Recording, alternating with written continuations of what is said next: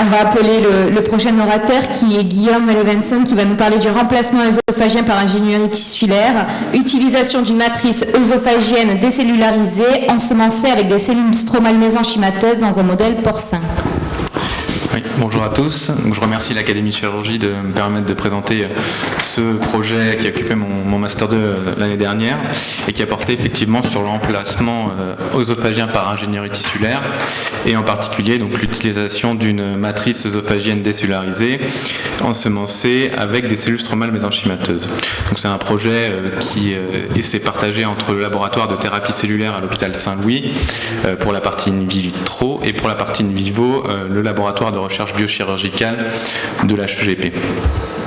Donc certaines pathologies de l'œsophage vont nécessiter un remplacement œsophagien et les techniques usuelles de gastroplastie et coloplastie sont associées à une morbidité et une mortalité importante, surtout des troubles fonctionnels à long terme et en cas d'échec répété peuvent mener à une impasse thérapeutique nécessitant une nutrition entérale définitive. Le but donc de l'ingénierie tissulaire, c'est de créer au laboratoire un substitut sur mesure qui va permettre de remplacer le segment d'œsophage atteint sans utiliser les organes abdominaux. Et ça va être très intéressant, en particulier pour certaines pathologies comme l'atrésie de l'œsophage ou des sténoses secondaires à l'ingestion de caustique, dont l'hôpital Saint-Louis est spécialiste, qui en fait pour des lésions assez courtes de l'œsophage va nécessiter un remplacement de l'œsophage en entier. Et donc l'ingénierie tissulaire va reposer sur différents types de matrices acellulaires éventuellement associées à des cellules d'intérêt. Donc voilà, c'est un schéma qui représente les principes de l'ingénierie tissulaire. Donc chez le patient qu'on va opérer, on va faire une biopsie afin d'isoler des cellules d'intérêt autologues. On va ensuite cultiver sur une matrice acellulaire au laboratoire. Il peut y avoir une phase intermédiaire de maturation du substitut dans un tissu richement vascularisé pour permettre sa vascularisation comme l'épiplomb en chirurgie digestive. Et ensuite, on va faire le remplacement de l'organe en question, pédiculé par exemple sur l'épiplomb. Dans l'ingénierie tissulaire de l'œsophage, on va utiliser une endoprothèse afin de calibrer la zone de greffe et puis de protéger les anastomoses au temps précoce. Donc, le laboratoire de thérapie cellulaire de l'hôpital Saint-Louis travaille sur l'ingénierie tissulaire de l'œsophage depuis 10 ans. D'ailleurs, je ne pense pas être le premier à avoir présenté ce travail ici. Et donc le projet actuel, c'est l'aboutissement de 3 précédents projets in vivo qui ont testé différents types de matrices et de cellules. Donc pour le projet actuel, on a choisi d'utiliser les cellules stromales mésenchymateuses comme matrice à un œsophage décellularisé par nos propres soins. On a utilisé, comme dans les précédents projets, l'épiplomb comme bioréacteur pour permettre la vascularisation du substitut. Et on a effectué un remplacement à l'œsophage thoracique. Et donc le modèle, comme lors des 3 derniers projets, c'est le porc. Donc pendant un précédent projet de master, on a établi un protocole de décellularisation qui a permis d'obtenir une matrice œsophagienne décellularisée à partir d'œsophage porcin. Et c'est un protocole qui utilise le SDS qui est un solvant et la DNase. Donc on a une matrice qui est spécifique d'organes, à la différence des précédents projets, et on pense que ça va favoriser le remodelage tissulaire vers le phénotype œsophagien. Les cellules stromales mésenchymateuses, on en a déjà entendu un petit peu parler aujourd'hui et on va encore en entendre parler. Donc c'est des cellules pluripotentes qui ont une capacité donc de différenciation en différents types cellulaires et aussi qui sécrètent différents facteurs qui sont pro-angiogéniques et anti-inflammatoires. Et surtout, lors du précédent projet in vivo, notre équipe a montré que la présence de ces cellules permettait de favoriser le remodelage tissulaire avec l'apparition d'un épithélium et de cellules musculaires après remplacement œsophagien. Donc voici là le protocole expérimental de ce projet de recherche. Donc on faisait des prélèvements œsophagiens chez des porcs sacrifiés pour d'autres projets de recherche afin de les décellulariser et d'obtenir notre matrice œsophagienne décellularisée. Pour les porcs opérés, on a divisé le protocole en plusieurs bras. Tout d'abord, un bras avec et un bras sans cellules stromales mésenchymateuses. Donc dans le bras avec CSM, on réalisait une biopsie ostéomédulaire pour isoler les cellules. Ensuite, on cultivait ces cellules pendant 2 semaines sur l'œsophage décellularisé. Là, on a encore divisé notre protocole en 2 bras. Un bras où on utilisait le substitut, on implantait le substitut 2 semaines avant le remplacement œsophagien, avec donc une phase de maturation dans l'épiplan pour permettre sa vascularisation. Et un bras où on utilisait directement le substitut pour le remplacement œsophagien, sans phase de maturation. On mettait néanmoins l'épiplon autour, comme une épiploplastie. Donc on remplaçait l'œsophage thoracique sur environ 5 cm. À la fin de l'intervention, on positionne une endoprothèse par voie endoscopique qu'on fixe chirurgicalement, et en théorie on retire cette endoprothèse à 3 mois et on a suivi les animaux et sacrifié les animaux entre 2 et 6 mois pour analyse histologique de la zone de greffe. Donc tout d'abord, c'est le premier essai où on a implanté in vivo la matrice décellularisée selon notre protocole. Donc au moment du remplacement œsophagien pour les animaux chez qui la matrice avait été implantée dans l'épiplon 2 semaines plus tôt, on a fait une analyse histologique et on a calculé un score de biocompatibilité publié qui a montré une excellente biocompatibilité de notre matrice avec une faible réaction inflammatoire, une infiltration cellulaire et l'apparition de néovaisseaux dans la matrice. On a comparé entre les animaux avec et sans cellules stromales mésenchymateuses, ça ne changeait pas ce score de biocompatibilité. Pour 2 animaux, on a marqué les cellules stromales mésenchymateuses avec la GFP afin de les suivre in vivo. Donc sur l'image de gauche, on a une immunohistochimie avec un marquage anti-GFP d'une matrice œsophagienne décellularisée qui a été cultivée pendant 2 semaines avec des CSM. Et sur l'image de droite, on voit la même matrice après 2 semaines de maturation dans l'épiplon. Toujours le même marquage anti-GFP, on voit que le nombre de cellules marquées a augmenté. Il y a eu ce qui montre une prolifération des CSM sur la matrice pendant cette phase de maturation dans l'épiplon. Concernant les résultats cliniques, on a été confronté à une problématique qui est récurrente dans nos différents projets de recherche et qui existe en pratique clinique, qui est la migration de ces endoprothèses vers l'ostoma et qui se complique ensuite d'une sténose de la zone de greffe. Et donc ça survenait dans un délai médian de 1 mois. On a standardisé la prise en charge des sténoses. Ce qu'on faisait, c'était une dilatation au ballonnet en cas de migration de prothèse avec sténose et on enlevait l'ancienne endoprothèse et en cas de récidive de la sténose, on positionnait une nouvelle prothèse sans dilatation préalable. Et en cas de nouvelle récidive de sténose, on sacrifiait les animaux. Il n'a pas vu de différence entre les différents groupes d'études pour la survenue de ces migrations et sténoses. Pour les dernières, on a amélioré au fur et à mesure du projet les méthodes de fixation de la chirurgicale de l'endoprothèse. Et pour les 5 derniers animaux, on a fixé ces prothèses avec des plaids-jets. Ça semble efficace puisqu'on a 3 animaux qui sont arrivés à 3 mois sans migration de l'endoprothèse et chez qui on a pu retirer la prothèse comme prévu. Et 2 animaux chez qui il y a eu une sténose, mais en dessous de la prothèse, donc peut-être un mauvais positionnement initial de la prothèse.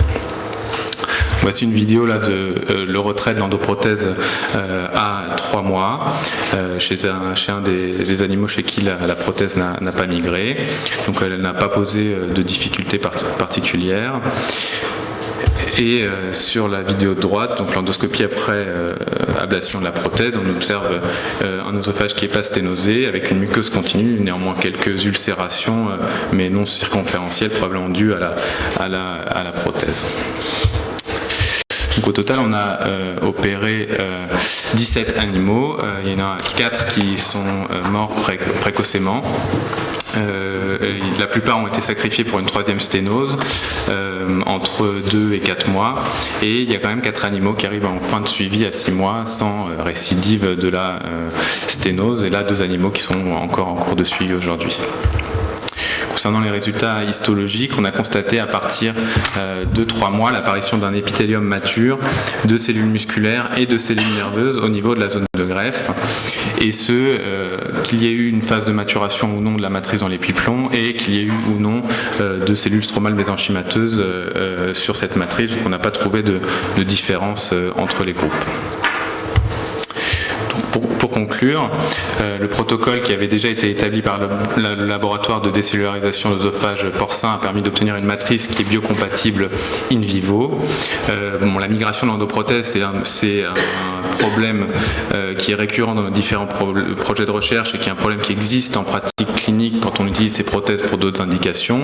Néanmoins, la fixation de la prothèse avec du pledget semble limiter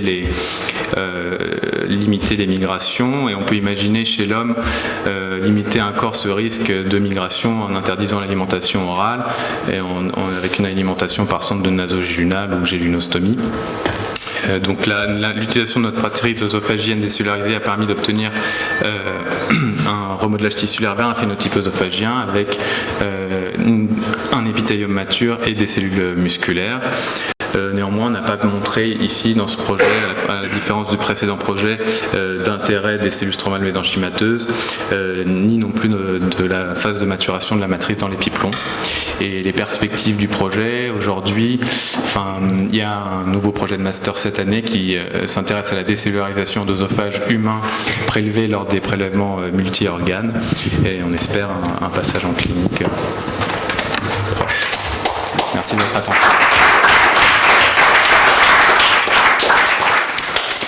Merci beaucoup Guillaume.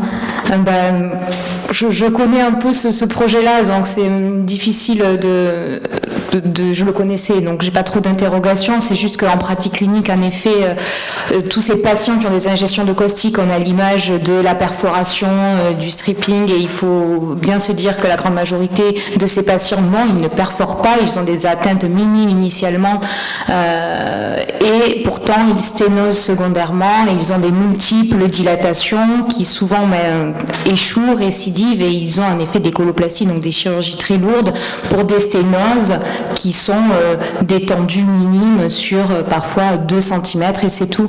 En effet, l'idée de cette prothèse biocompatible, Monsieur Catan l'a depuis un moment, et on comprend pourquoi. C'est justement pour ces sténoses minimes. Oui, et ça va si vous voulez, dans l'évolution de la prise en charge des caustiques qui a été mise en place par le service. C'est-à-dire qu'avant, on posait l'indication du stripping œsophagien sur la fibroscopie. On opérait beaucoup de malades qui se retrouvaient avec une œsogastrectomie et nécessitaient une coloplastie. Aujourd'hui, on fait l'évaluation au scanner, on opère beaucoup moins de malades. Et parmi ces malades qui n'ont pas été opérés, il va y en avoir beaucoup qui, comme tu le disais, vont avoir des sténoses. Et parfois des sténoses très courtes pour lesquelles on est obligé de faire une coloplastie ou une gastroplastie avec tous les problèmes que vous connaissez liés à cette chirurgie. Est-ce qu'il y a une possibilité ensuite d'avoir aussi une approche économique dans le cadre notamment de tout le drame qu'on peut en avoir en Afrique, où les œsophagites caustiques sont pris en charge notamment par, il me semble, je pense que c'est la chaîne de l'espoir qui œuvre beaucoup là-dedans. La question, c'est juste, est-ce que en passant par cette méthode-là, avec malgré tout en plus un suivi peut-être différent, est-ce qu'il peut y avoir un impact économique, quelque chose qui soit plus simple? J'en ai aucune idée. C'est vraiment savoir est-ce que ça pourrait être applicable à terme dans des endroits qui sont reculés, non pas ici en Occident, ou est-ce que pour l'instant ça va demeurer de toute façon forcément uniquement dans nos contrées? Je pense que pour l'instant, les indications vont être assez limitées. C'est-à-dire qu'on va se limiter à des courtes sténoses chez des patients très sélectionnés. Il y a les pédiatres qui sont très intéressés aussi pour l'atrésie de l'œsophage parce que c'est des sténoses très courtes et quand ils ne peuvent pas faire de suture en tension, on est obligé de faire une gastroplastie vivre toute sa vie avec une gastroplastie, c'est d'autant plus compliqué. Maintenant, pour les caustiques, j'ai pas de connaissance de la prise en charge des caustiques dans les pays en voie de développement, mais je suppose que justement il doit y avoir des cas plus compliqués avec des patients qui ont des œsogastrectomies totales, et là c'est plus du tout le sujet. Enfin, en tout cas pour l'instant là c'est des remplacements de 5 cm d'œsophage, ça a l'air de marcher. sous condition d'arriver à garder cette endoprothèse.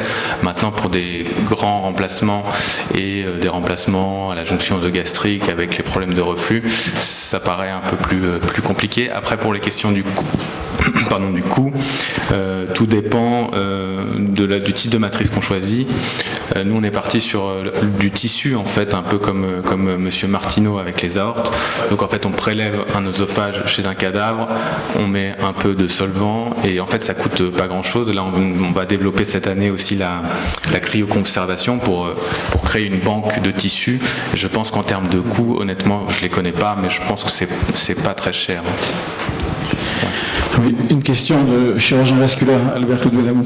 Est-ce que la rosténose sur la zone d'insertion finalement du stent distal, est-ce que c'est vraiment lié au stent, au corps étranger finalement qui finit par provoquer une réaction tissulaire de fibrose et de rosténose, et est-ce qu'éventuellement on pourrait imaginer, comme on le fait dans les coronaires, on met des stents imprégnés d'antimitotiques qui permettent de limiter la réaction fibroblastique liée au stent. Tout à fait. Très merci pour votre question. C'est effectivement une voie de recherche. Initialement, l'utilisation des cellules stromales mésenchymateuses, c'était l'intérêt de limiter les sténoses par leur effet anti-inflammatoire. On a aussi beaucoup parlé des vésicules.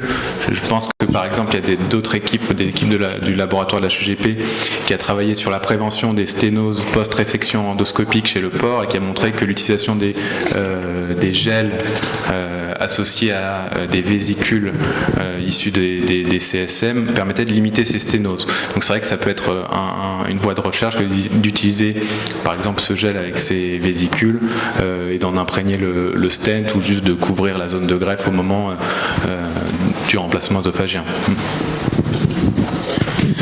Très bien, merci. Je voulais juste vous rajouter un petit mot parce que l'heure passe malheureusement et c'est toujours passionnant. 17 animaux, c'est vraiment un gros travail. Hein.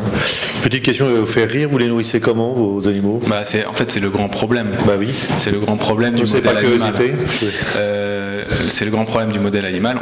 On les nourrit à Gien avec une alimentation liquide et en fait, on met de l'eau avec des graminées. Et en fait, dans le fond, il y a des graminées. En fait, c'est hyper compliqué de faire manger liquide. Après, on peut imaginer faire des gastrostomies, des jéjunostomies, mais chez le porc, c'est pas très bien supporté.